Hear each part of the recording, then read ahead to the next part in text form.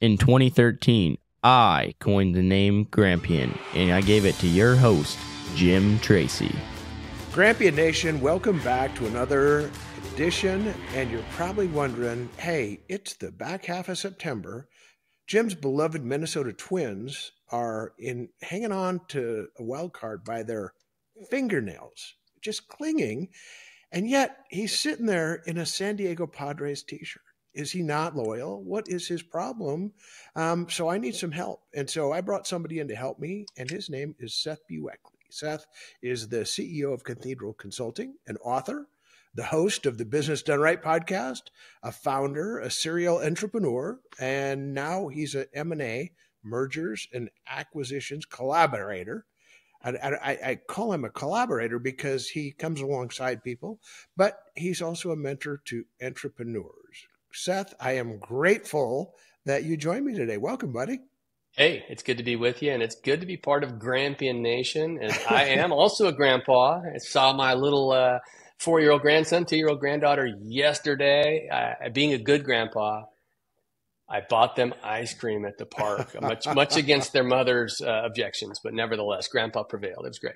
Sweet deal. Grandpas are supposed to prevail, so that's a what good I thought. Hey, I have the San Diego t-shirt on, and it's the Padres. I get it. Wrong team, wrong league. Why am I doing this? How can you help me? Well, we've got something special. We've got our first ever Cathedral, we call it Competitive Edge live event. It's actually happening in San Diego. So there's the San Diego reference. In November, and rumor has it, it's sunny in San Diego in November. That's not true in other parts of the country. I don't know if you know that, being from the Midwest. But November 18th and 19th, we're going to be live together in San Diego for this Competitive Edge live event. It's a CEO only, invite only meeting where we're gathering to talk about building our businesses and growing them in value. And in some cases, even pondering what we like to call this ideal exit is over the long run, when the time is right. Yeah. How do I do what I want to do with the business?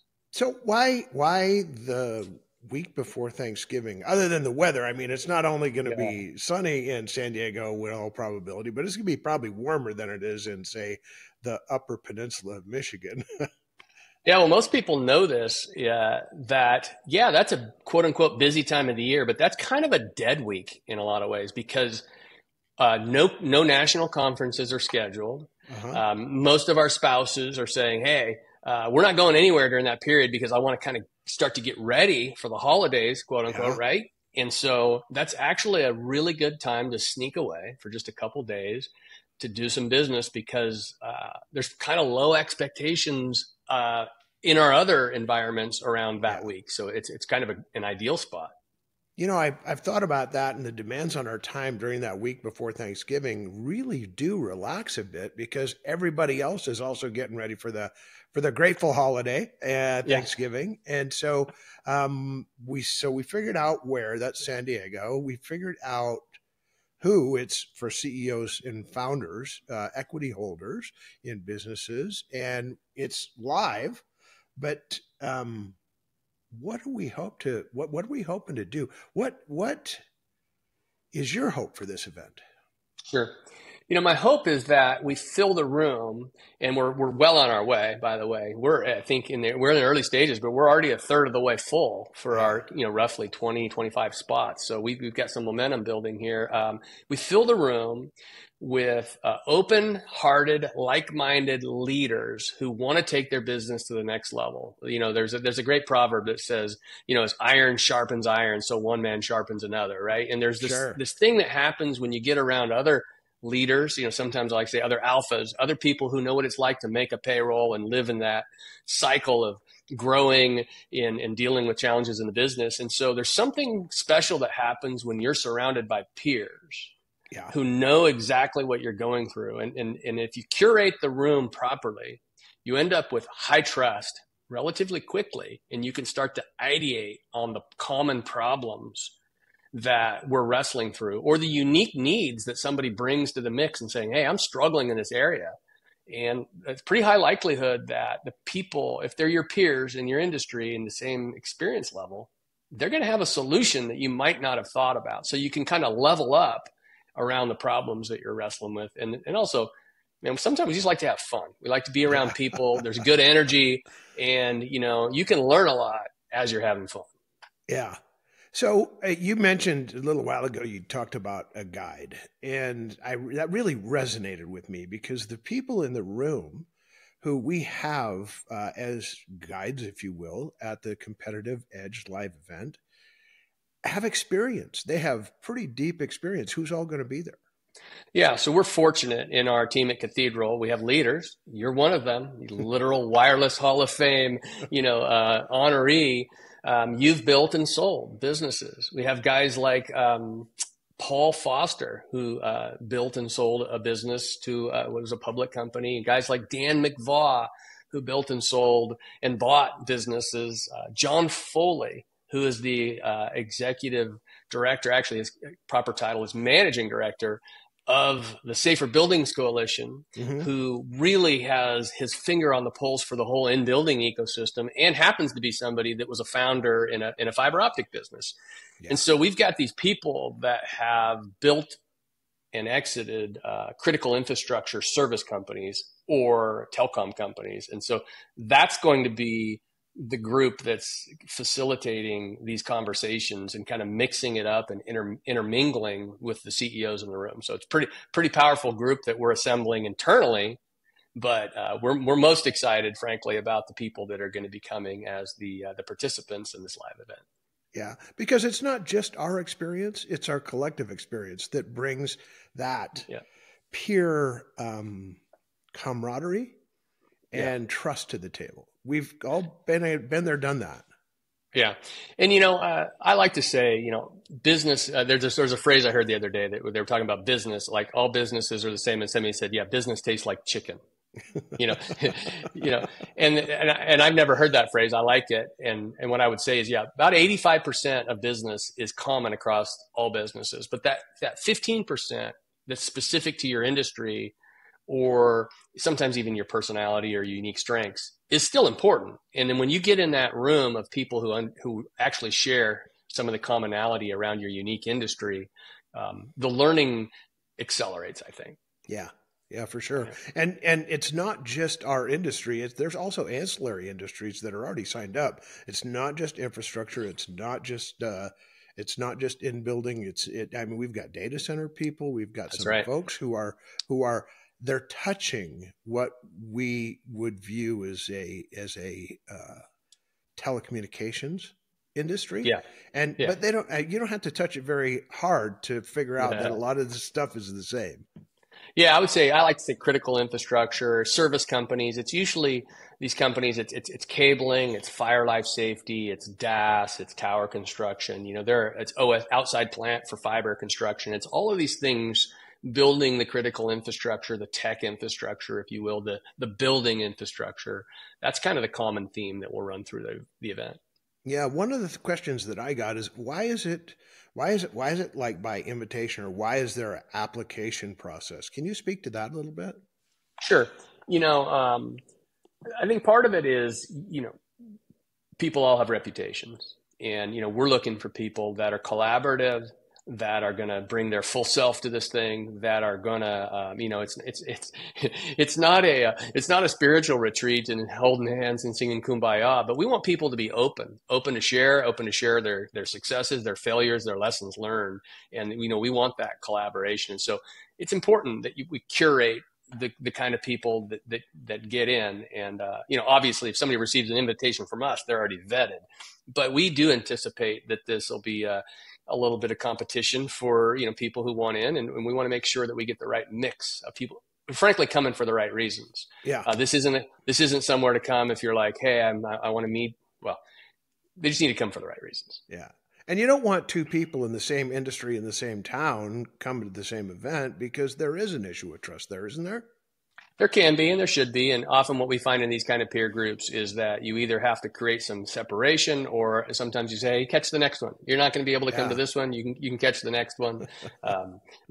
You'd like to say, and that's actually one of the reasons why we tell people, listen, hurry up and sign up and get your application in and get your money, transferred to secure your spot, because it's kind of one of those first come, first served. If somebody deliberates on this too long, then, maybe that spot is taken. That does happen from time to time, not all that often. Yeah.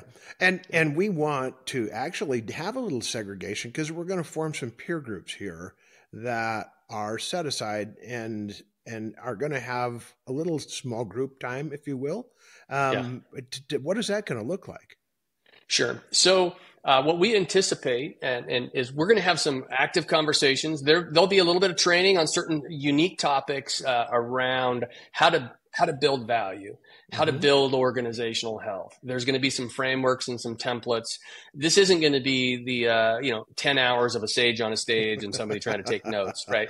But we're going to have some very impactful conversations. And then we're going to break into groups to kind of hash through those issues, to have some table discussions, maybe even some breakouts where people get together. And then, we're going to be out on the water later on in the evening, and the sun's going to be setting over the beautiful Pacific, and we're going to be on a sailboat, and Kenny G will be playing in the background, and the birds will be flying in front of us. And you know what? And there'll be conversations going on around business and family and life and what we're trying and the purpose of business and what we're trying to do. And, that's what we're going to be getting when we get there. For sure. And you have to be old enough to know who Kenny G is, right? That's right. You recognize his music either way. Okay. So we're not just about like giving counsel on what not to do. A lot of this is about what to do, how to scale and grow your business. And so those best practices are something that the tuition has already been paid by a lot of these guides, mentors in our group, isn't it? Oh yeah, for sure. And, in my own history, I hired Cathedral. Some people don't know that. I was a client of Cathedral before I ended up buying the business, and we were $1 million in revenue. Okay. By the time I was done working with Cathedral, we were at just under 60 million. Yeah. And that happened over about 5 or 6 years. So we were on this trajectory, and I knew that I needed a guide. I needed a mentor. I needed somebody who'd been there, because a lot of times what we see is people have a lot of revenue and a lot of activity, but they don't yet have a formal C-suite or a board with kind of enterprise, corporate experience around them. And so they're kind of left to kind of figure it out as they go. They're still successful. They're working hard. They've got value. They probably have a beach house and toys and all that stuff, but they're thinking, all right, what am I going to do next? How do I get this business to where it's not all consuming? Or maybe in 5-10 years, I might not have the energy I have now. And maybe I want to sell it some way. So those are the kind of things that will evolve, when we're together. Certainly.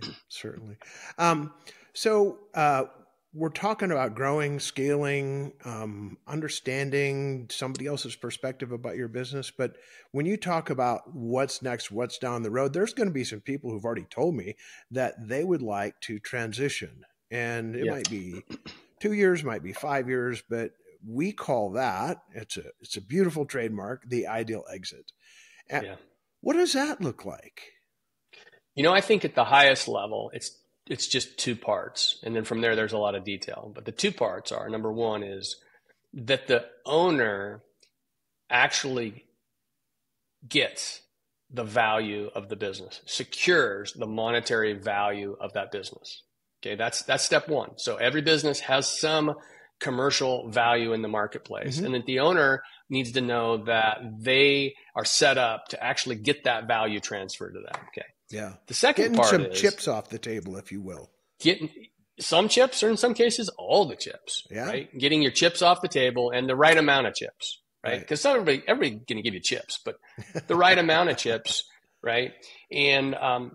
And that's not always a market discussion. Sometimes it's the fact that the business hasn't done the things necessary to earn those chips yet. They think they have, but they haven't. And we're going to teach them how to grow that pile of chips to the right number. And then at some point, step number one is, you want to achieve in your ideal exit, you want to get those chips off the table. But here's step number 2 is you want your team to be set up for success. It does not feel like a win when the business collapses after you take your chips off the table. It just doesn't. I have literally been on the phone with people who have tens of millions of dollars that were in tears around the way their people and their company was treated after they sold. Yeah. And that's a hard thing to hear. Nobody, and who are they going to cry to? It's like, dude, you're driving a Ferrari. but you're still crying because you can't show your face in your own industry because of the way this went down. I mean, that's a true story. I won't name names. True story.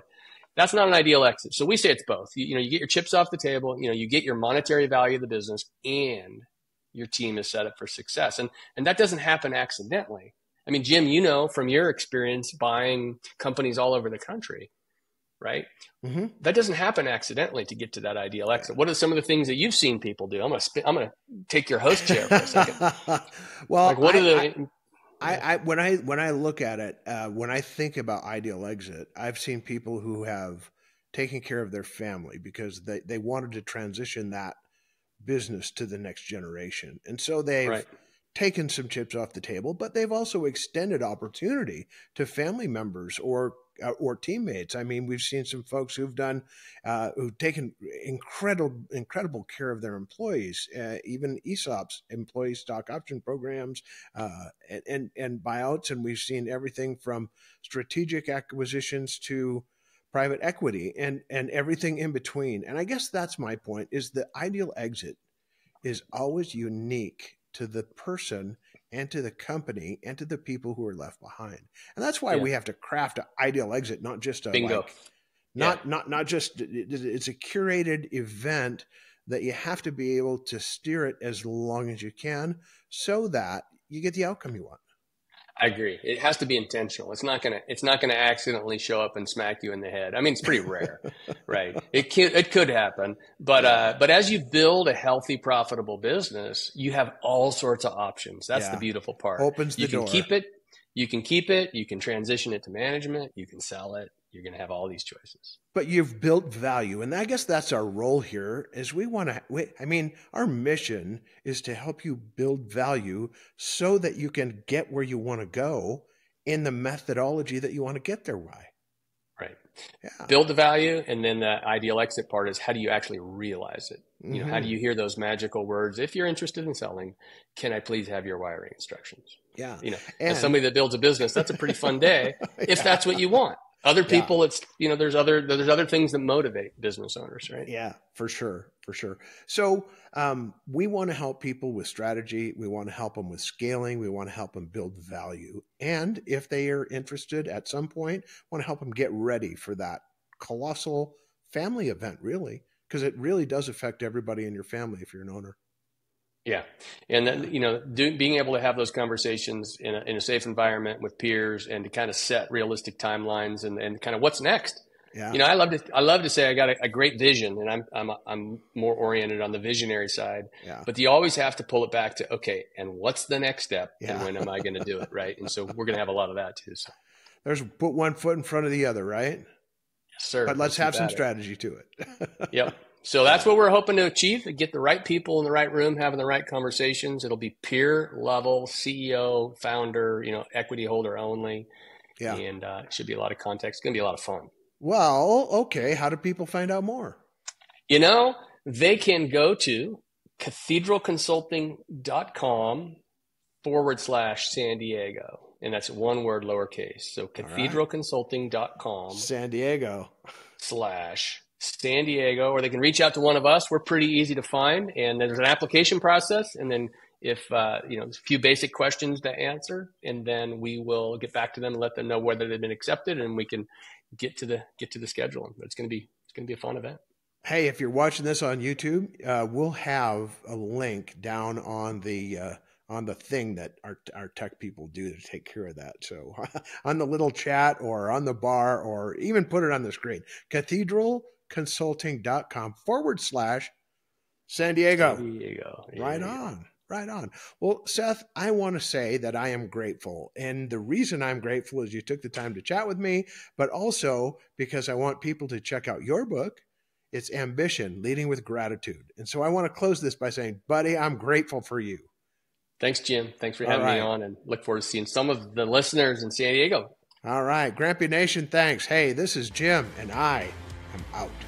When you get an opportunity, subscribe or follow wherever you get your podcast.